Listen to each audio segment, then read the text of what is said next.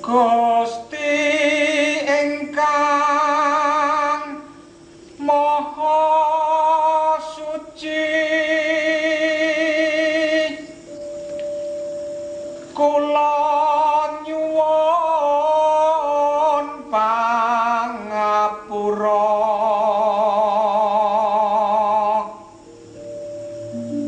Dumateng Gusti ingkang Maha Suci,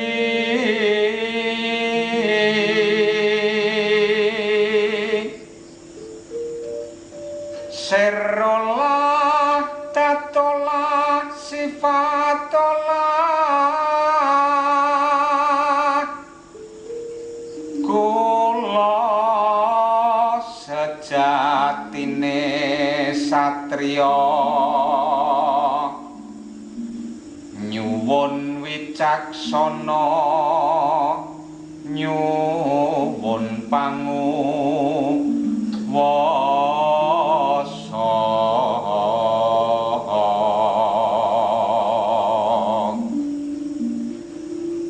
kangge tumindake satriya sejati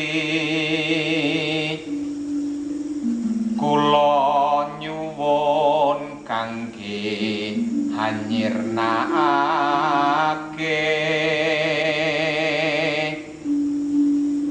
tumindak ingkang luput.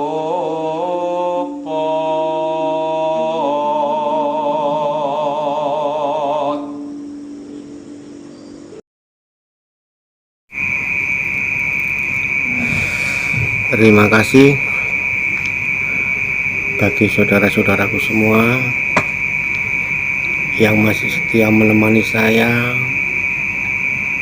yang masih setia dengan kata-kata saya dan mau mendengarkan atau memaknai apa yang saya katakan. Karena itu semua adalah anugerah dari Tuhan. Saudaraku melihat dan mendengarkan apa yang saya katakan, itu juga anugerah dari Tuhan. Tidak bisa dipungkiri, karena manusia ini tertakdir hanya untuk menerima apapun itu keadaannya.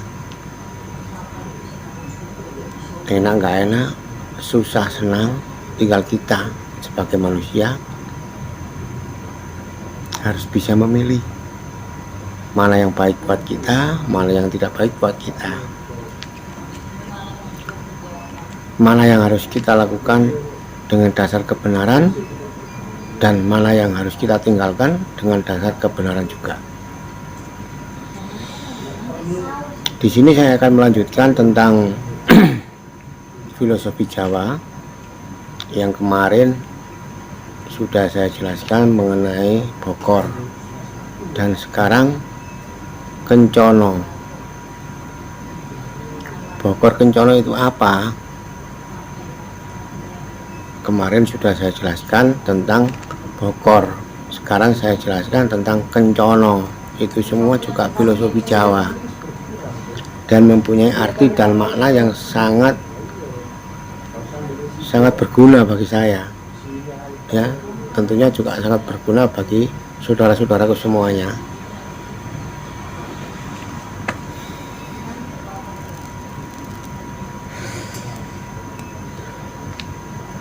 Sebetulnya sangat sepele arti daripada Kencono itu, kencana, tetapi dalam filosofi Jawa atau makna dalam bahasa Jawa atau dalam bahasa Indonesia nanti akan terangkum semua dan akan terjawab semua sesuai dengan apa yang ada. Artinya begini, Kencono kalau dalam bahasa Indonesia itu artinya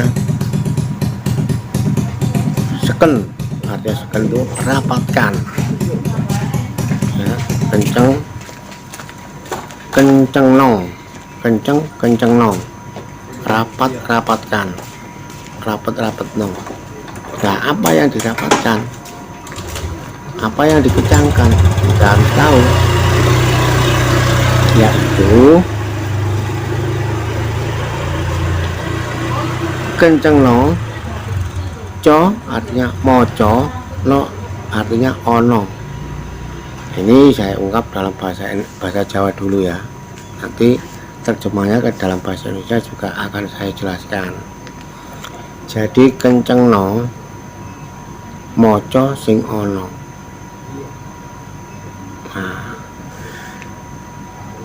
moco sing ono itu apa? Ya kita harus membaca keadaan dunia, keadaan alam semesta, keadaan di sekitar kita. Membaca artinya kencangkan kita ini, membaca situasi sekitar kita, apa yang kita lihat dan apa yang kita saksikan. Satu contoh begini, ketika kita melihat orang itu berbuat baik, baiklah orangnya itu baik, tekun ibadahnya, sama tetangga juga baik, sama keluarganya juga baik, ya baiklah. Tetapi kalau kita lepas, nggak bisa kencang ya, nggak bisa kencang dalam membaca apa yang ada, moco sing ono itu tadi, kita tidak tahu, karena kita terpengaruh oleh gelar yang ada, kita terpengaruh dengan keadaan yang kita lihat. Nah, bagaimana caranya? Kita melihat apa yang ada itu dimasukkan ke dalam, kita introspeksi diri. Misalnya orang itu baik sama kita, baik sama keluarganya ya, baik sama tetangga atau baik sama alam sekitar, kita harus bisa membaca di situ, kita kencangkan, oh iya ya, orang itu baik, kita harus bisa berbuat baik. Tetapi ada suatu pepatah, kalau dalamnya lautan bisa diduga, artinya orang siapa yang tahu pribadinya. Ketika seseorang itu memancarkan perbuatan yang baik dan kita terpancar juga dengan perbuatan yang baik, itulah kebenaran yang ada. Begitupun sebaliknya, ketika orang itu tidak baik, misalnya jahat, dan kita terpancar, kita ikut jahat, itulah kebenaran yang ada. Nah, bagaimana cara kita menyikapinya? Yaitu tadi, kencang itu tadi, kencangkan membaca yang ada, kenceng no, moco sing ono, kang ono.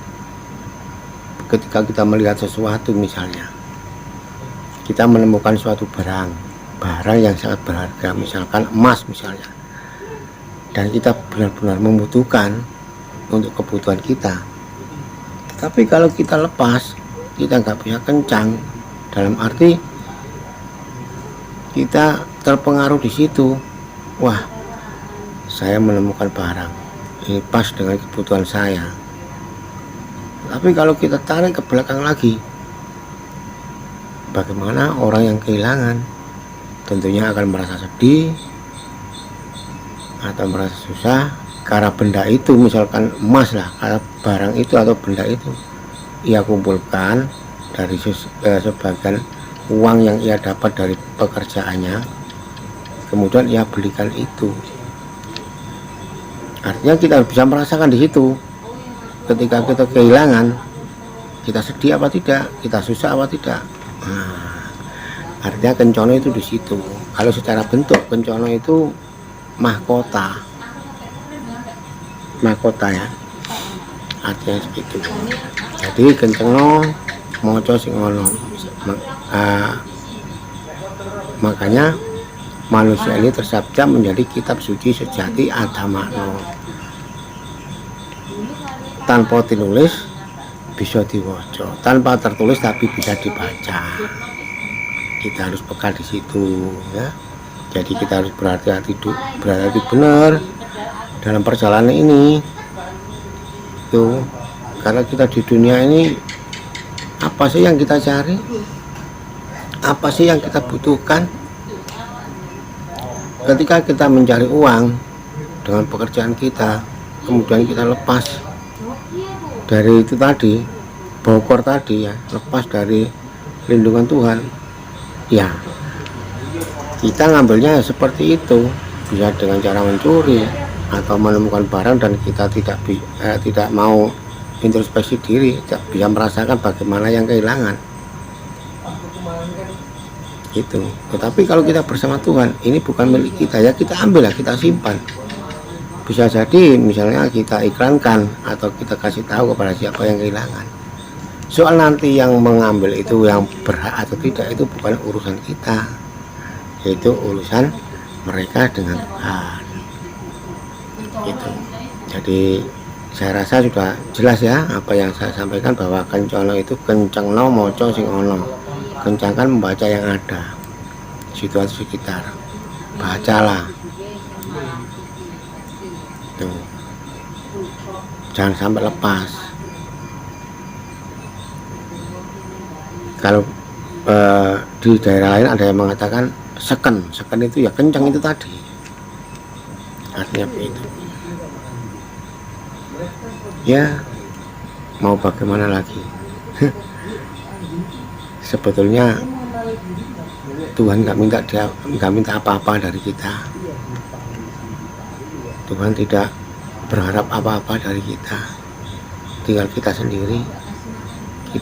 Ketika kita diberi anugerah oleh Tuhan, bagaimana kita caranya untuk bisa memanfaatkan anugerah tersebut.